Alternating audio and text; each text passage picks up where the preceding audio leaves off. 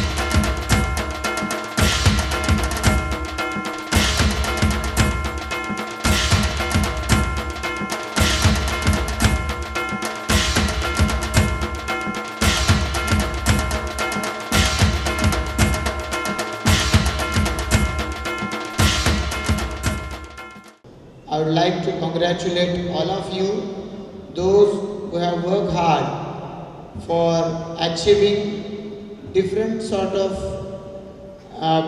prizes, and I would like to thank all the parents for standing behind them during their success in this journey.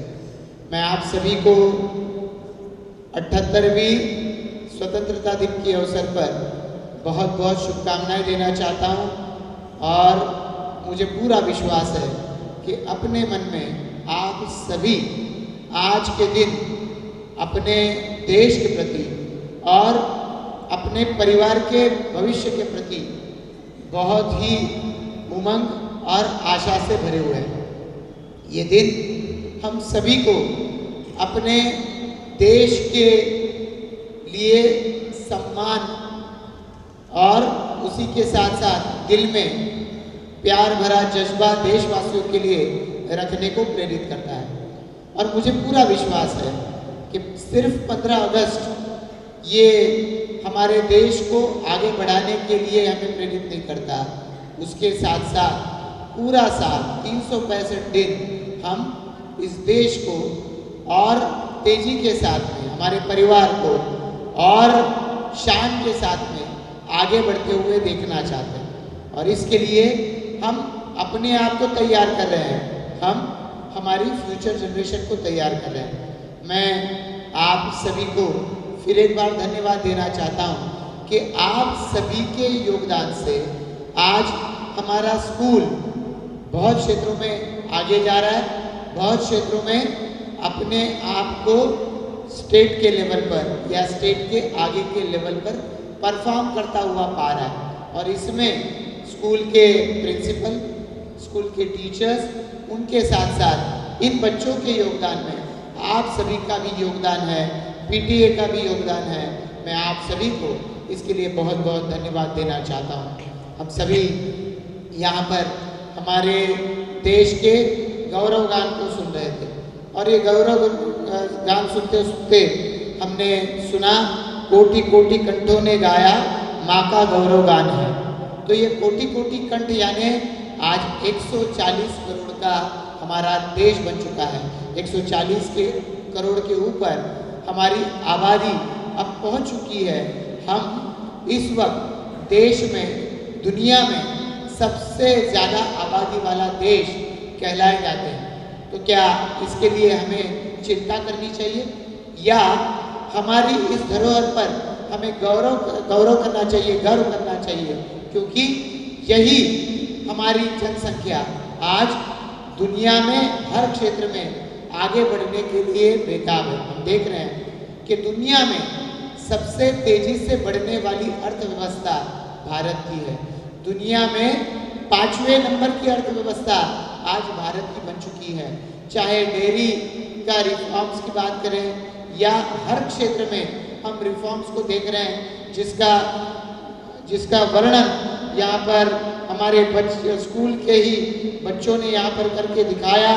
Advika Pawar या श्रेया बाक्षे, इन्होंने बताया कि हमारा देश आज किस तरीके से दुनिया के हर प्लेटफॉर्म पर आगे जा रहा है। उन्होंने बताया कि हमारे देश के खिलाड़ियों ने, चाहे टोक्यो ओलंपिक हुआ 7 मेडल जीते, चाहे आज पेरिस ओलंपिक हुआ 6 मेडल जीते, फिर वहाँ पर मनु भाकर से लेकर नीरज चोपड़ा से लेकर यहाँ पर हमने देखा कि किस तरीके से स्वप्निल कुसले, सौरभजीत यहाँ पर या सारे ओलंपिक विनर्स इंडियन हॉकी की टीम हुई, इन सारे लोगों ने मिलकर हमारे देश का सम्मान उस ओलंपिक में बढ़ाया है। और हम जान सकेंगे कि जब से ओलंपिक शुरू हुआ 1900 साल से लेकर आज तक हमारे देश ने कुल मिलाकर 40 मेडल जीते, जिसमें से 7 टोक्यो में, 6 पेरिस में जीते हैं। और हम चाहते हैं कि हमारा देश और आगे बढ़ता रहे। देश के प्रधानमंत्री इसके लिए हम सभी को प्रेरित करते रहते हैं। चाहे हमारा इसरो यहाँ पर कर रहा, यहाँ पर पराक्रम हम देखें कि हम चांद की सतह पर पहुँचने वाले हम लोग तीसरे देश हैं और चांद के दक्षिण सतह पर पहुँचने वाले हम पहला देश है। तो ये सभी हम सभी को और आगे बढ़ने की प्रेरणा देता है।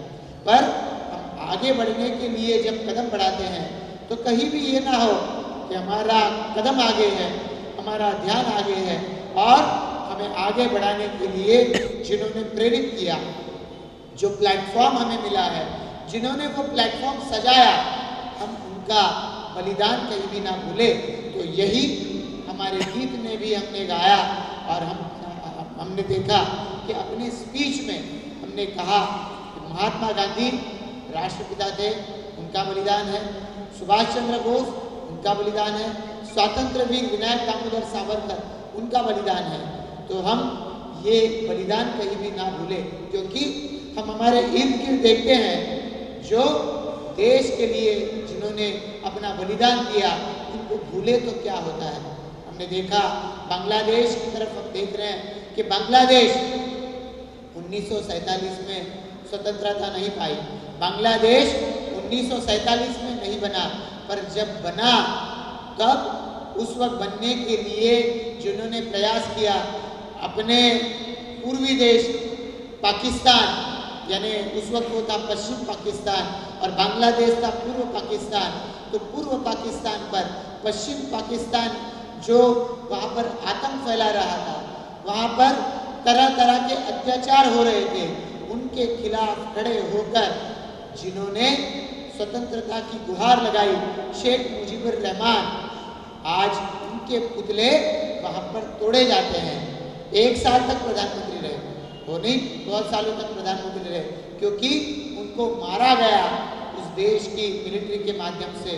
और आज जो बांग्लादेश 2 साल 3 साल पहले भारत से भी जीडीपी के मामले में आगे बढ़ रहा था, जो बांग्लादेश दुनिया में कपड़े बेचने वाला, आप अमेरिका में जाइए, आप यूरोप में जाइए, कपड़े बेचने वाला सबसे ज़्यादा एक्सपोर्ट करने वाला देश बनकर उभर रहा था, जो देश की इकोनॉमी एक बिजनेस के ऊपर थी और पूरी दुनिया उसको सराहती थी, आज उसकी अर्थव्यवस्था चरमरा गई है। आज वहाँ पर स्टूडेंट्स सड़क पर आ गए हैं। हमने देखना चाहिए कि आज हमारे देश के इर्द गिर्द, चाहे श्रीलंका हुआ, पाकिस्तान हुआ, आप कोई देश के नाम ले लीजिए, कोविड के कारण इनकी अर्थव्यवस्था चरमरा गई। कहीं पर हमने देखा रिसेशन डिक्लेयर किया गया। आज जर्मनी से लेके बड़े बड़े, ब्रिटेन से लेके बड़े बड़े देशों ने आज अर्थव्यवस्था के मामले में धोखा खाया है, पर भारत की अर्थव्यवस्था आगे बढ़ रही है। आज खुले तौर पर कहा जा रहा है कि अमेरिका बांग्लादेश की आज की स्थिति के लिए कारण है, पर भारत देश जो आज इतनी बड़ी जनसंख्या के साथ आगे बढ़ रहा है, कहीं भी इन सारे धोखों के लिए तैयार हम पाते हैं, तो उसकी वजह है कि हमारा आगे बढ़ता हुआ नेतृत्व, इस मोदी जी के नेतृत्व में हम लोग देख रहे हैं कि देश सब तरीके से आगे बढ़ रहा है। रशिया यूक्रेन इस वॉर के बीच में जब पूरी दुनिया में महंगाई 2 गुना 3 गुना 4 गुना बढ़ गई, पर हमारे देश में वो महंगाई नहीं बढ़ सकी है। और उसी वक्त हमारा देश डिफेंस के मामले में एक्सपोर्ट के लिए 4 गुना 5 गुना हम लोग देख रहे हैं, पिछले कुछ समय से आगे बढ़ते हुए देख रहे हैं। और डिफेंस होने दीजिए, डेवलपमेंट होने दीजिए, हर क्षेत्र में हम आगे बढ़ रहे हैं। और उसी वक्त हमारे देश की स्वतंत्रता के लिए जिन्होंने अपना योगदान दिया है, उनको भी नहीं भूल रहे हैं। ये सही मामले में हमारा कदम हो सकता है। तो देश की स्वतंत्रता के लिए जिन्होंने अपना बलिदान दिया, उनको ना भूलते हुए हम आगे बढ़े, और हमारी ये युवा पीढ़ी जो हर क्षेत्र में आगे बढ़ना चाहती है, बढ़ सकती है, उनको भी हम अवसर उसी तरीके से देते रहे, तभी सही मायने में हम आगे भी बढ़ेंगे और अपनी विरासत को भी नहीं भूलेंगे। यही सही मायने में 78वीं स्वतंत्रता दिन के अवसर पर हमारी कोशिश होनी चाहिए। 75वां स्वतंत्र दिन हम पूरा कर चुके, 100 की तरफ बढ़ रहे हैं। ये अमृत काल है, ऐसा देश के प्रधानमंत्री कहते हैं। तो अमृत काल क्या हो सकता है? जब हम अपने बच्चों को हर क्षेत्र में आगे बढ़ने के लिए प्रयास करते रहे। Ramsheth Thakur public school, Ramsheth Thakur English medium school, ये प्रयास भरसक प्रयास कर रहा है। स्कूल के प्रिंसिपल, टीचर्स, पीटीए, आप सभी मिलकर ये प्रयास कर रहे हैं। बच्चे हम देख रहे हैं हर क्षेत्र में अवार्ड्स ले रहे हैं, सिर्फ पढ़ाई में नहीं, स्पोर्ट्स में, कल्चरल में, स्पीच में, हर क्षेत्र में अगर वो आगे बढ़ रहे हैं तो हमारी कोशिश ये होनी चाहिए कि उनको और ऊंचा प्लेटफॉर्म मिलता रहे, इसके लिए आप कोशिश करते रहें। स्कूल की ओर से, स्कूल की मैनेजमेंट की ओर से हम इसमें कहीं भी पीछे नहीं रहेंगे। बच्चों के भवितव्य को और ऊंचा करने के लिए ये बच्चे जब स्कूल से भी आगे जाएंगे, हम स्कूल के बाद में भी आपके बच्चों की इस होलिस्टिक डेवलपमेंट में आपके साथ में बने रहना चाहते हैं। कहीं भी किसी भी कदम पर अगर आपको लगे कि इन बच्चों को भवितव्य को कहीं भी यहाँ पर कहीं आँच आ सकती है, स्कूल का मैनेजमेंट आपके साथ स्कूल के बाद में भी इन बच्चों के डेवलपमेंट में आपके साथ में बना रहेगा। स्कूल की इस अचीवमेंट के आप सभी धनी हैं। ये स्कूल पूरे कामोठा का हिस्सा है, पनवेल, महाराष्ट्र देश का हिस्सा है। देश तभी आगे बढ़ेगा जब कामोठा का स्कूल पनवेल, महाराष्ट्र आगे बढ़ेगा, और इसमें आप सभी के योगदान की इसी तरीके की आवश्यकता है। मुझे या हमारे स्कूल मैनेजमेंट कमेटी को इन बच्चों के भवितव्य के और उनके अचीवमेंट के ऊपर गर्व है। ये बच्चे और आगे बढ़ते रहे, इसके लिए हम सभी की ओर से उनको बहुत सारी शुभकामनाएं। आपको इस स्वतंत्रता दिन के अवसर पर ढेर सारी शुभकामनाएं। जय हिंद, जय महाराष्ट्र। रोखण्याचं वाट माझी वादळे होती आतुर, डोळ्यात गेली जरी धूळ थांबण्यास उसंत नाही। येतील वादळे खेटेल तुफान तरी चालते वाट, अडथळ्यांना भिवून अडथळणे पावलांना पसंत नाही, पावलांना पसंत नाही। नमस्कार, काय म्हणताय? मी कोण? मी स्वतंत्रता। मी 78व्या वर्षात आले, म्हणून म्हटलं चला आज तुमच्याशी स्वतःहूनच बोलावं। 15 ऑगस्ट 1947 हा माझा जन्मदिवस। मी स्वतंत्र झाले। मला स्वतंत्र करण्यासाठी आपल्या प्राणाची आहुती देणाऱ्या माझ्या मुलांचा संग्राम आजही जशाला तसा लख्ख आठवतोय। ऐन तारुण्यात असलेल्या वीर सावरकरांची काळ्या पाण्याची शिक्षा, त्या वेदना, लोकमान्यांच्या सरकारचं डोकं ठिकाणावर आहे का असा खडा सवाल, महात्मांचा मिठाचा सत्याग्रह, सुभाषचंद्र यांनी तुम मुझे खून दो मैं तुम्हें आजादी दूंगा अशी घातलेली साथ सगळं आठवतंय। एक नाही, दोन नाही, अनेक सुपुत्र आणि सुकन्यांनी माझ्या हातातील गुलामगिरीच्या बेड्या काढून टाकण्यासाठी आपल्या जीवाचं अगदी रान केलं आहे। त्या सर्व शूरांना, रणरागिणींना मी कशी काय विसरेन? त्यांचा त्याग, समर्पण म्हणजे माझी भळबळणारी जखमच आहे, अगदी अश्वत्थाम्याच्या जखमेसारखीच। त्यांच्या बलिदानाने मी स्वतंत्र झाले, त्यांच्या पवित्र रक्ताने मी न्हाले। त्यानंतर एक रम्य सुंदर पहाट उगवली। आंबेडकरांनी लिहिलेल्या राज्यघटनेच्या घटनेनुसार लोकशाहीचं सुराज्य सुरू झालं। सुईच्या टोकापासून ते विमानापर्यंतचा प्रवास म्हणजे माझ्या भारताचा चढता आलेखच होय।